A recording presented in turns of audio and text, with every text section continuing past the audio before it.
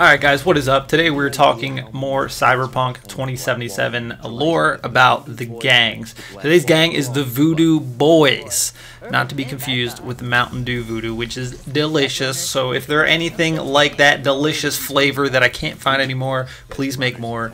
Pepsi. Anyway, here we go. Voodoo Boys. Here's a quote in-game from Bryce Mosley, who is a Netwatch agent. Any idea how many attacks from behind the black wall we neutralized? If the Voodoo Boys breach the black wall, we'll all be fucked. They seem to have a number of members unknown, estimated 50 to 250. So they're definitely on the lower end. Let's see here. Overview. This is a terrorist gang of drug dealers. They engage in weird magic rituals and deal non-synthetic drugs to students near the university. Sadistic and pitiless, they will kill, torture, and rape for any reason or no reason at all. Victims will sometimes be warned with chicken blood and feathers on their doorstep or not. Their motives and practices have no consistency. Mutilating and maiming victims is common, as is dissecting their body parts for rituals or to inspire terror. That's pretty wild, man. This game is going to be over the top, and I cannot wait. Their nihilism and drug use is attractive to some university students. They are sometimes let into the gang, but they are never considered real members. The gang exploits them as cannon fodder for low-level crimes or milks them for funds from their family at home. No outsider has ever successfully infiltrated the gang. They have no fixed headquarters or crash pads. The location and time for the next meeting is chosen at the end of each meeting. At least 2 high-profile medias have died while trying to cover this gang. They are considered a priority for the NCPD, violent and dangerous. The terror they inspire has been successful in keeping the local merchants quiet and uncooperative with the police. They can most often be found at Hababas, an ex-biker bar. They have a perverse celebrity there, and implied threats of violence keep the owners and other patrons in line.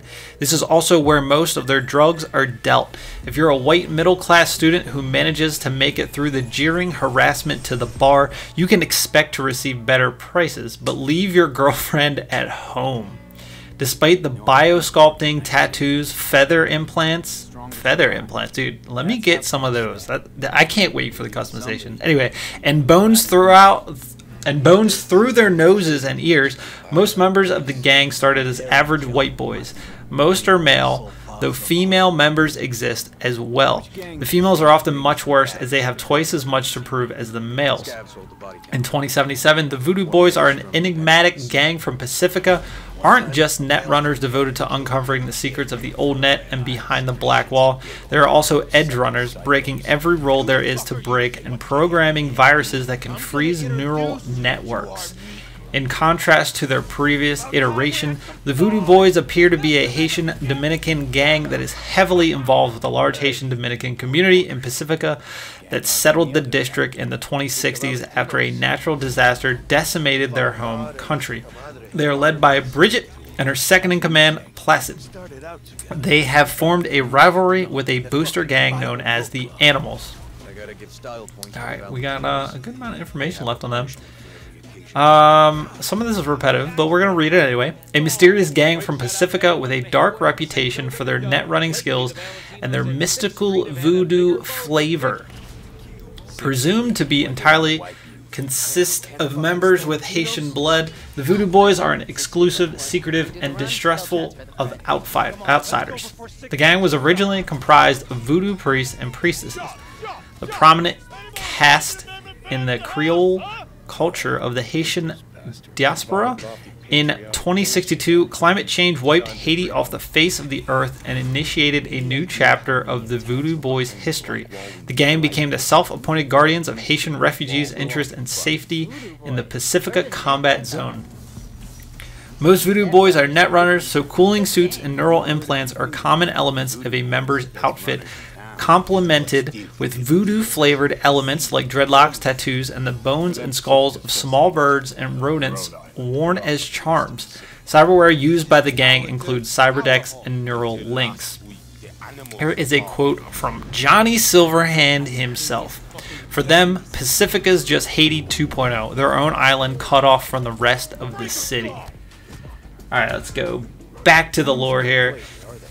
Due to the homogeneous nature of the Grioli diaspora in the Pacifica, coupled with the lack of police forces in the district, it is difficult to determine the Voodoo Boys' numbers, structure, or even goals. It is widely known that the gang is determined to uncover the secrets of the old net, and it's commonly believed that they probe the Black Wall in hope of making contact the rogue intelligence systems beyond the barrier. These attempts have drawn the attention and enmity of Netwatch, who are interested in tracking and dispatching rogue netrunners and self-aware IS. It is unknown to what extent, if any, the Voodoo Boys are connected with actual voodoo religious practices in the Haitian diaspora of Pacifica. Source of income. The gang's primary source of income involves hacking databanks and accounts within various corporations in search of restricted and top-secret data. They persistently violate Netwatch laws and regulations, especially in regard to contact with ISs. The Voodoo Boys also hire themselves out as mercenary netrunners for private contractors who are interested in hit-and-run net running operations or exploring any ruined parts of the old net. Other sources of income are hard to verify, but theft of virtual currency and information brokering are probably among them.